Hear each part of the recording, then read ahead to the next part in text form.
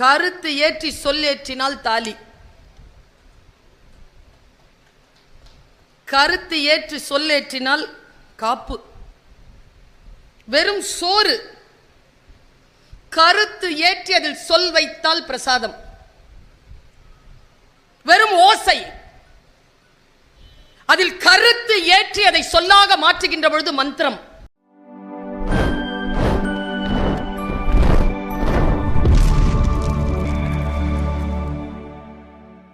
யாருடைய உதடுகளில் ஒளிந்து கொண்டிருக்கக்கூடிய சொல் நம்முடைய வாழ்க்கையை மாற்றும் என்று நமக்கு தெரியாது. அது எந்த புத்தகத்திற்குள் ஒளிந்து கொண்டிருக்கிறது என்பது கூட நமக்கு தெரியாது. அந்த சொல் எவ்வளவு சீக்கிரமாக நம்முடைய வாழ்க்கை வந்து அடைகிறதோ அவ்வளவு சீக்கிரமாக நம்முடைய வாழ்க்கையில் மாற்றம் நிகழ்கிறது. பல பேர் தன் ஆயுள் முழுக்க தன் வாழ்வை மாற்றக்கூடிய சொல்லை சந்திக்காமலேயே செத்து போகிறார்கள். சில பேருக்கு வாழ்க்கையினுடைய விஸ்வரூப தரிசனம் கிடைப்பதற்காக அந்த சொல் கிடைத்து விடுகிறது. இந்த சில மணி துளிகளில் என் உதடுகளிலிருந்து நீங்கள் தேடிக்கொண்டிருக்கக்கூடிய அந்த ஒற்றை சொல் உதிர்ந்துவிட வேண்டும் என்ற பேராசையோடு உங்கள் முன்னால் நிற்கிறேன். நான் பேசக்கூடிய இந்த பேச்சு எல்லா பேச்சும் புரிந்துவிட வேண்டும், எல்லோருக்கும் போய் சேர்ந்து விட வேண்டும் என்ற பேராசை எனக்கு இல்லை. இந்த கூட்டத்தில் யாரோ ஒருவருக்கு அது புரிந்து போனால் என் பயணம் வெற்றிகரமாகும் என்பதனை நான் நினைவில் கொள்கிறேன். இது ஒரு மூங்கில் காடு. இந்த மூங்கில் காட்டில் எந்த மூங்கில் புல்லாங்குழல் என்று எனக்கு தெரியாது. நான் பிரார்த்தனையோடு அந்த சிந்தனைகளை உங்களுக்கு முன்னால் வைக்கிறேன். பெர்னாட் ஷா சொல்கிறான், நம்மில் பல பேர் 40 வயதிலேயே செத்து போகிறோம், புதைப்பதற்குத்தான் 60-70 ஆண்டுகள் ஆகிவிடுகின்றன. நாம் இறக்காமல் உயிரோடு இருக்கிறோம் என்றால் மிகச் சரியான நிலையில் சொற்கள் நமக்கு புரிந்து கொண்டிருக்கின்றன என்று பொருள். நான் தமிழ் படித்தவள். தொல்காப்பியம் இப்படி சொல்கிறது, எல்லா சொல்லும் பொருள் குறித்தனவே. நான் இங்கே நிறுத்துகிறேன். எந்த சொல்லுக்கும் பொருள் கிடையாது. எல்லா சொல்லும் ஏதோ ஒரு பொருளை குறிக்கிறது, அவ்வளவுதான். அந்த பொருளை குறிக்கக்கூடிய அந்த சொல்லின் மூலமாக அந்த பொருள் நமக்கு புரிந்து போனால் சொல் வெற்றி அடைகிறது. பல நேரங்களில் நாம் என்ன நினைக்கிறோமோ அதை சொல்லிவிட முடியாதபடிக்கான சொல் தடை நம் வாழ்க்கையில் மண்டி கிடக்கிறது. நான் அப்படி சொல்ல நினைக்கவே இல்லை, நீங்கள் அப்படி புரிந்து கொண்டீர்கள், என் நோக்கம் அது அல்ல என்று பல பேர் தவிப்பதை நான் பார்த்திருக்கிறேன். நான் யோசித்து பார்க்கிறேன், இத்தகைய புத்தக கண்காட்சிகள் எதற்காக? இதோ லட்சக்கணக்கான ஆயிரக்கணக்கான புத்தகங்கள் விற்பனைக்கு இருக்கின்ற பொழுது இங்கே மண்டபம் அமைத்து சிந்தனையாளர்களை அழைத்து பேசவும் வைக்கிறார்களே, ஏன்? எனக்கு தெரிந்து இந்த இந்திய திருநாட்டில் முதன்மையான மாநிலமாக தமிழகம் திகழ்கிறது என்பதற்கு மிக முக்கியமான எடுத்துக்காட்டு இத்தகைய புத்தக கண்காட்சிகளும் தான். இதை முன்னெடுத்து இருக்கக்கூடிய மாவட்ட ஆட்சியரை நான் பாராட்டுகிறேன், அவருக்கு நான் நன்றியை சொல்லுகிறேன். மாவட்ட நிர்வாகத்தை நான் நன்றி அறிதலோடு இந்த பொழுதிலே நினைக்கிறேன். யோசித்து பார்த்தால் இது என்னுடைய தஞ்சாவூர் புத்தக கண்காட்சியில் 3வது பேச்சு. 3வது வருடமாக நான் வருகிறேன். ஒரு 2 நிகழ்ச்சிகளுக்கு முன்னால் முதல் நிகழ்ச்சியில் நான் பேசிக் கொண்டிருந்த பொழுது அந்த வளாகத்திலே நிறைய பதாகைகள் போட்டிருந்தார்கள். நான் அதை பல இடங்களில் பேசியிருக்கிறேன். அந்த பதாகையில் எழுதிய ஒரு சொல் என்னை கவர்ந்தது. அந்த வாக்குமூலம் என்னை கவர்ந்தது.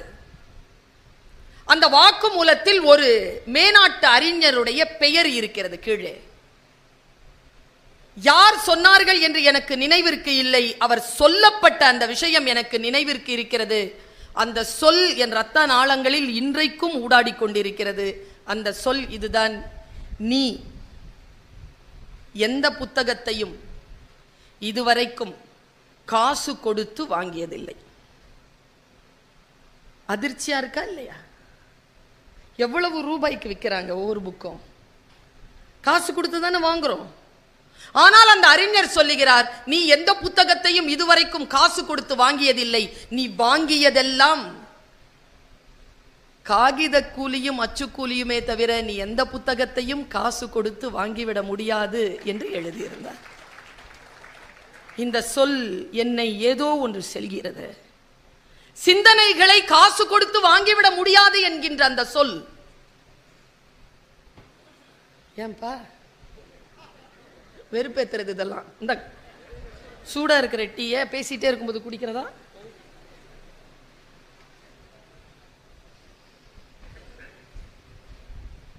ஏதோ ஒன்று ஒரு சிந்தனையாக சொல் வந்து சேருகின்ற பொழுது நம்முடைய வாழ்க்கையில் மாற்றம் நிகழ்கிறது என்று நான் சொன்னேன். இந்த கவிதையை நான் சொல்லுகிறேன், நமக்கு புரிய வேண்டும். பாரதிதான் இந்த சிந்தனையை பற்றி ஒரு வார்த்தையை சொல்லுவார், ஒரு சொல்லை சொல்லுவார். நெருப்பு என்ற அந்த சிந்தனையை அந்த சொல்லினால் குறிப்பிடுவார். அக்கினி குஞ்சொன்று கண்டேன், அதை ஆங்கோர் காட்டினில் பொந்திடை வைத்தேன், வெந்து தணிந்தது காடு, தழல் வீரத்தில் குஞ்சென்றும் மூப்பென்றும் உண்டோ. சிந்தனை என்பது எப்படி வந்து சேர்கிறது?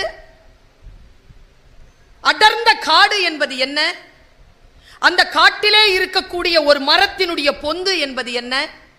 அதற்குள் வைக்கக்கூடிய நெருப்பு என்பது என்ன என்று வியாக்கியானம் சொல்கிறார்கள். அடர்ந்த காடு என்பது ஏற்கனவே நாம் கற்று வைத்திருக்கக்கூடிய அறியாமை. நல்ல சிந்தனை என்கின்ற நெருப்பு வந்து சேர்கிற பொழுது அந்த காட்டினுடைய அடர்த்தி எரிந்து சாம்பலாகி வெட்ட வெளி தெரிகிறது.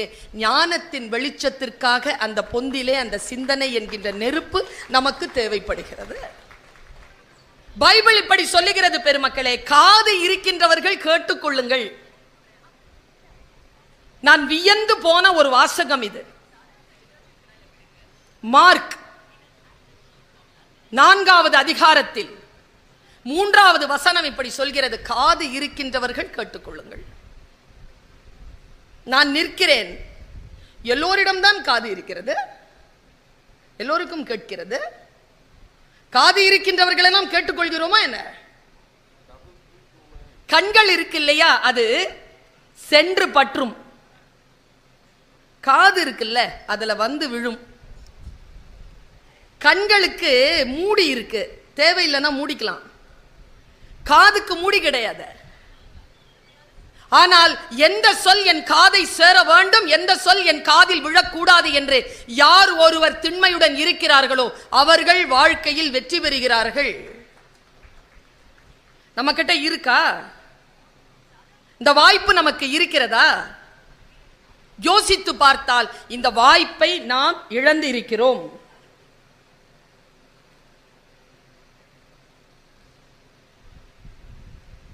சாப்பிட்றோம்னு வச்சுக்கோங்க, விஷம் வாயில விழுந்துருச்சுன்னா முறிவு இருக்குங்க. காதில் விழக்கூடிய விஷத்திற்கு முறிவு இல்லை, சொல்லுக்கு முறிவு கிடையாது. சொல்லாத சொல்லுக்குத்தான் அர்த்தம் உண்டே தவிர நீங்கள் தப்பித்துக் கொள்ளலாமே தவிர சொல்லிவிட்ட சொல் உங்களுடைய எஜமானன் தான். ஒரு சொல் நம்ம என்ன செய்யும்? நான் யோசித்து பார்க்கிறேன். இப்படி சொல்கிறது தேவாரம். இறைவன் இருக்கிறானே, அவனை சொல் வடிவமாக பார்க்கிறார்கள். சைவ முறையில் சொல் வடிவமாக இறைவனை பார்க்கிறார்கள். சொல் துணை. அவன் யாருக்கு துணை என்றால் சொல்லுக்கு துணையான வேதியன். அவன் வானத்தில் இருக்கக்கூடிய ஜோதி வடிவானவன் என்று தேவாரம் சொல்கிறது. தேவாரத்திலே இருக்கக்கூடிய ஒரு திருப்பதிகத்தை நான் சொல்லுகிறேன். நல்ல சொற்கள் என்பவை ஒரு மனதிலே ஏற்றி வைக்கப்படுகின்ற தீபம். அந்த திருப்பதிகம் இப்படி சொல்கிறது: இல்லக விளக்கு அது இருள் கெடுப்பது. திருநாவுக்கரசர் சொல்கிறார், இல்லக விளக்கது இருள் கெடுப்பது. சொல்லக விளக்கு அதில் ஜோதி உள்ளது. பல்லக விளக்கது பலரும் காண்பது, நல் அக விளக்கது நமச்சிவாயவே என்று பாடுகிறார். நமச்சிவாயம் என்கின்ற அந்த ஒற்றை சொல் ஜோதி வடிவமாக மாறுகின்ற பொழுது அதற்கான சக்தி நிலை கூடுகிறது. இப்படி சொல்கிறேன், வெறும் கயிறு கீழே போட்டு கருத்து ஏற்றி சொல் ஏற்றினால் தாலி, கருத்து ஏற்றி சொல் ஏற்றினால் காப்பு. வெறும் சோறு, கருத்து ஏற்றி அதில் சொல் வைத்தால் பிரசாதம்.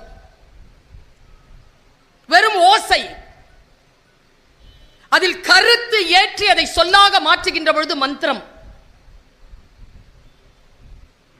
வெறும் பேச்சுதான், கருத்து வைக்கப்பட்ட சொல்லாக அது மாறுகின்ற பொழுது சத்சங்கம். வெறும் கட்டடம் தான், கருத்து ஏற்றுகின்ற சொல் வந்து சேருகின்ற பொழுது அது கோவில் ஆகிறது, வழிபடுகின்ற இடமாகிறது. கருத்து ஏற்றப்பட்ட சொல் என்பது நம்மில் இருக்கிறதா? நாம் அதில் கவனமாக இருக்கிறோமா? சொல் வடிவமானவனாக இறைவன் இருக்கிறான் என்கிறோமே, இந்த உடலில் இருந்து வெளிப்படுகின்ற எல்லாம் நாற்றம் கொண்டதுதான். மற்றவர்கள் முகத்திலே மலர்ச்சியை வரவழைப்பதற்காக இந்த உடலில் இருந்து வெளிப்படுவது சொல் மட்டும்தான். அந்த சொல்லை கவனமாக வெளிப்படுத்துவது.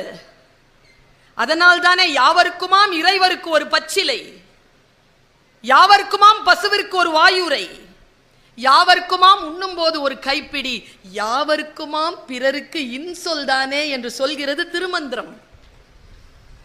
நல்ல சொற்களை சொல்லக்கூடிய சூழல் எனக்கு தெரிந்து நம்முடைய வாழ்க்கையில் நாம் நல்ல சொற்களை தேடி சொல்ல வேண்டும். நல்ல சொற்களை முன்னால் இருக்கின்றவர்களுக்கு பேச வேண்டும். நான் ஒரு ரகசியத்தை சொல்கிறேன். இந்த உடல் என்பது அறிவியல் பூர்வமானது. தமிழன் இதற்கு மெயின் பேர் வச்சான் பாருங்க. இந்த உடம்புக்கு பொய் சொல்ல தெரியாதுங்க, மனசு எல்லாம் சொல்லும்.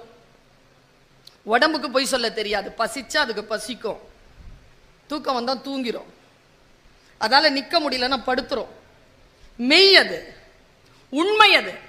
இந்த உடலுக்கு நான் சொல்லுகிறேன், நீங்கள் விளையாட்டாக கூட தவறான சொற்களை கேலியாக கூட சொல்லிவிட முடியாது. ஏனென்றால் நீங்கள் சொல்லுவது கேலியாகவா கோபமாகவா சிரிப்பாகவா எல்லாம் அதை பார்க்காது.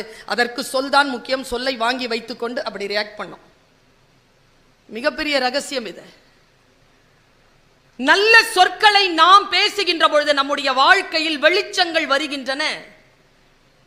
பாசிட்டிவான சொல். நான் கேட்கிறேன் உங்ககிட்ட, எத்தனை பேர் இந்த சொல்லை பயன்படுத்துகிறீர்கள்? இதோ இந்த புத்தக கண்காட்சியில் இன்றில் இருந்து இந்த சொல்லை பயன்படுத்தாம இருக்கிறதுக்கு முயற்சி பண்ணுங்க. ஹலோ சொல்லுங்க, மேடம் இருக்காங்களா? நான் தான் பேசுறேன், சொல்லுங்க. ஒன்றும் இல்லை, வச்சிரவா? ஒன்றும் இல்லைன்னு ஏன் ஆரம்பிச்ச நீ? சரி, இன்னைக்கு சாயந்தரம் 5 மணிக்கு உங்களை மீட் பண்ண முடியுமா? நோ ப்ராப்ளம், மீட் பண்ணலாம். நோ ப்ராப்ளம்ன்ற சொல்ல ஏன் சொன்ன சொல்லு. ஒன்றும் பிரச்சனை இல்லை. பிரச்சனை இல்லை என்று பிரச்சனை என்கின்ற சொல் வருகின்ற பொழுதே உங்களுடைய வாழ்க்கையில் எதிர்மறையான எண்ணங்கள் வந்து சேர்கின்றன. இன்றிலிருந்து அந்த வார்த்தையை சொல்லாம இருக்க கத்துக்கோங்க பாப்போம். No problem. பையனுக்கு கல்யாணம் வச்சிருக்கேன் 10ஆம் தேதி, நீங்க எல்லாம் வந்துடணும். நோ ப்ராப்ளம், வந்துடுறேன். உனக்கு என்னையா ப்ராப்ளம்? என் பையனுக்கு கல்யாணம், எதுக்கு இப்போ நோ ப்ராப்ளம்னு ஏன் சொன்ன நீ? சொற்களை கவனமாக பயன்படுத்துவது. சொல் என்ன தெரியுமா செய்யும்? சொல்தானேங்க கவிதை, சொல்தானே பிரார்த்தனை, சொல்தானேங்க வாக்கு, சொல்தானே மரணம், சொல்தானே பிறப்பு. அம்மா பத்தி சொல்லுங்க அப்படின்னா கலாம் சொன்னாருங்க ஒரு சொல். நான் யோசிச்சு பார்க்கிறேன், கலாமை நாம் கொண்டாடுகிறோமே, ஏன் கொண்டாடுகிறோம்? சொல் சுத்தம், சொல்லுல சுத்தம்.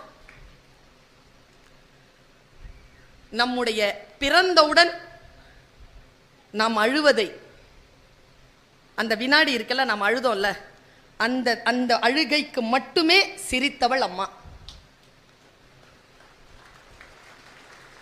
அந்த அழுகைக்கு மட்டும்தாங்க அவ லைஃப்ல சிரிச்சா. நாம் அழுகின்ற எல்லா நேரங்களிலும் அவளும் அழுதாள். ஒரே ஒரு நேரத்துல தான் சிரிச்சா. அது நம்ம பிறந்த போது அழுந்த அழுகைங்கிறாருங்க அவரு. இது என்னை ஏதோ ஒன்று செய்கிறது. இப்போ சமீபத்துல பாரதியினுடைய ஒரு பாட்டு என்ன நிறைய நாள் கவலைப்பட வைக்க இருந்தது. பாரதி முத்துமாரி அம்மனுக்காக பாடுகிறார். மனம் வெளுக்க சாம்பல் இல்லை எங்கள் முத்துமாரி அம்மா எங்கள் முத்துமாரி என்றான். துணி வெளுக்க சாம்பல் உண்டு எங்கள் முத்துமாரி அம்மா எங்கள் முத்துமாரி, மனம் வெளுக்க சாம்பல் இல்லை என்கிறார். நான் யோசிச்சு பார்க்கிறேன், மனம் வெளுக்கத்துக்கு சாம்பல் இல்லையா? இருக்குங்க. நல்ல சொல் மனதினுடைய அழுக்குகளை அகற்றும். இசை மனதில் அழுக்குகளை அகற்றும். கலை மனிதன் மனதின் அழுக்கை அகற்றும். கவிதை மனதின் அழுக்கை அகற்றும். மனித கழிவுகளை அகற்றுவதற்கான சொல் நம் தமிழ்ல உண்டு. நான் இப்படி சொல்றேன், துணிச்சலா சொல்றேன். இப்போ சமீப காலமா நான் பேசுவதற்காக மட்டுமல்ல, பேச்சை கேட்பதற்காக போய் ஒரு கூட்டத்தில் உட்கார்ந்தேன். வித்தியாசமான கூட்டம். அந்த கூட்டத்தில் எம்பி கனிமொழி அம்மா வந்திருந்தாங்க. அந்த கூட்டத்துக்கு தலைமை ஏற்றிருந்தவர் எழுத்தாளர் எஸ் ராதாகிருஷ்ணன், ராமகிருஷ்ணன், எஸ் ராமகிருஷ்ணன், எஸ்ரா, அவர் உட்கார்ந்திருந்தார். நிறைய கவிஞர்கள் உட்கார்ந்திருக்காங்க. அது என்ன கூட்டம்னா, உலகளாவிய அளவில் ஒரு கவிதை போட்டி நடத்தியிருக்காங்க. குட்டியா 3 சொல்லுல இருக்கணும் கவிதை, குட்டியா ஹைக்கூ. அந்த கவிதை போட்டியை வச்சாங்க. முதல் பரிசு 1 லட்சம் ரூபாய். 8000 கவிதை வந்துருச்சு பாருங்க உலகலாம். அதுல ஜெயபாஸ்கரன் அண்ணன் கவிஞர், அவர் அதுல 350 தேர்ந்தெடுத்திருக்கார். கனிமொழி அம்மா சொன்னாங்க ஜெயபாஸ்கரன் சாரை பார்த்து, 8000 கவிதைகளை படிச்சியும் மயக்கமடையாம இருக்கிறீங்களே அப்படின்னாங்க. தெம்பு வேணுங்க, அத்தனை கவிதைகளை படிச்சோம் தள்ளாடாம இருக்கிறதுக்கு. அதுல 350 கவிதை, 350 கவிதைல இருந்து 50 கவிதை, 50 கவிதை புக்கா போட்டாங்க. அதுல முதல் பரிசு 3 கவிதை. நான் அந்த கவிதை சொல்கிறேன். நடா என்கின்ற ஒருவர் மலேசியாவிலிருந்து எழுதியிருக்காருங்க. நான் இந்த கவிதைகளை சொல்றேன். இந்த சொல் நீங்கள் மறந்து இதிலிருந்து வெளியில் வருவதற்கு குறைந்தபட்சம் 10 வருஷம். மறக்க முடியாதுங்க. கவிதை அதானே செய்யும். மனதை அப்படி புரட்டி போட்டுருங்க, மறுபடியும் அதை சரி பண்றது கஷ்டம். ஆனா சரியாதான் பொருளும். பாருங்க, முதல் கவிதை கேட்கணுமா? புத்தகத்து தலைப்பே அதான். 1 லட்சம் ரூபாய் பரிசு. 3 வரி இல்ல, 2 வரி. வாடியது கொக்கு. புத்தக தலைப்பே அதான். வாடியது கொக்கு, ஓடியதெல்லாம் ஜோடி மீன்கள்.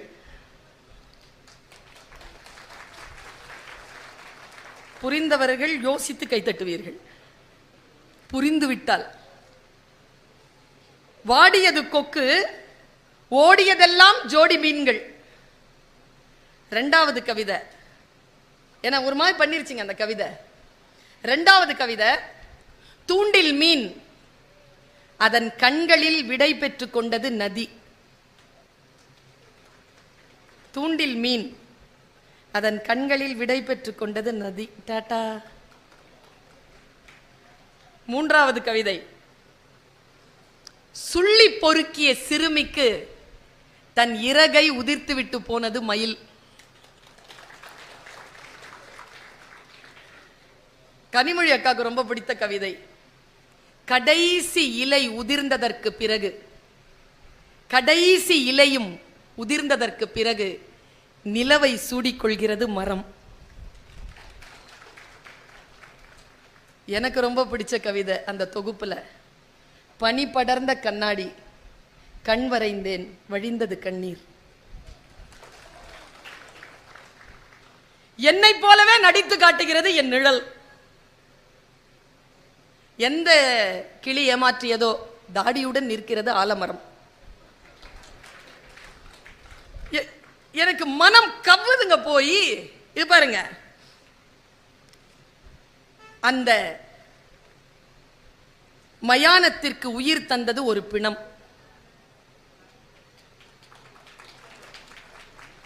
அந்த மயானத்திற்கு உயிர் தந்தது ஒரு பிணம். நடந்து வருபவன் முன்னே வழிவிட்டு பறக்கிறது பட்டாம்பூச்சி.